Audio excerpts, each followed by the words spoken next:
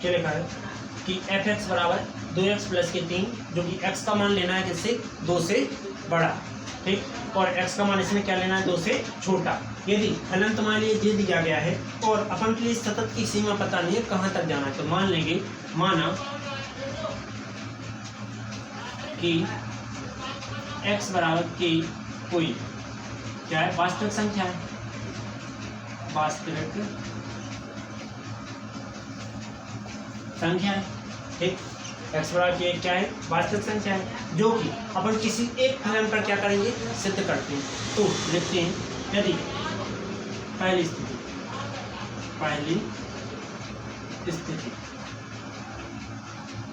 क्या कहते हैं, यदि x की लाजें x बराबर के लेके चल रहे हैं, तब क्या जाएगा, सीधा रखेंगे कि जो एफ एक्स का मान है वो कितना है, 2x प्लस 3 लेके चल रहा है, ठीक, जिसमें x की जगह पे k रखना है, तो एफ ऑफ k बराबर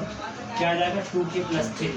जिसमें तुम k का मान कुछ भी रख दो, यहाँ k का मान 1 2 3 4 कुछ भी रख दो, तो तुम्हें किस तरह 2 से बड़ा ही प्राप्त हो रहा है, छोटा तो प्राप्त हो नहीं है, 2 से बड़ा ही प्राप्त हो रहा है। जैसे मान लीजिए 1 रखा तो क्या आ रहा है, 5 आ रहा है, तो 2 से बड़ा आ रहा है, ठीक है। इसकी बात आगे करेंगे, जो पहली स्थिति होगी द्वितीय स्थिति, तो अपन क्या लिख देंगे, यह फलन, यह है फलन x बराबर k के लिए क्या है, सतत है, सतत है। इसके बाद द्वितीय स्थिति चलाएंगे। द्वितीय स्थिति में अपन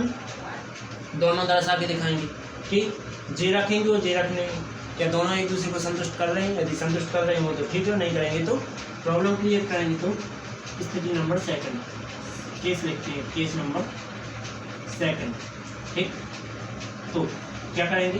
यदि x बराबर k पर लिमिट बाइन सीमा, जो कि लिमिट लेके चलेंगे x tends to k minus, जो कि एफ एक्स का मान ऊपर वाला क्या जाएगा, limit x tends to infinity, sorry k है माइनस पॉइंट और 2x प्लस का 3 इज इक्वल क्या आ जाएगा, 2k प्लस 3, राइट। इसके बाद बना लेंगे दाईं सीमा, क्योंकि लिमिट x का जो पॉइंट लेके चलना है k पर प्लस पॉइंट, ठीक है, जो कि f ऑफ x चलेगा बराबर लिमिट x का मान क्या है k, जो कि प्लस पॉइंट लेके चलेंगे, और क्या आना है, g आना है बाईं सीमा, क्या 2k प्लस सॉरी माइनस 3, जो कि बराबर क्या आ जाएगा, सॉरी k नहीं आएगा, x आएगा, 2k माइनस 3। अब तुम एक चीज सोचो, यदि x का मान यहाँ हम कितना रखें, 1 रखें, 2 रखें, कुछ भी रखें, तो हमें 5 आ रहा है, ठीक,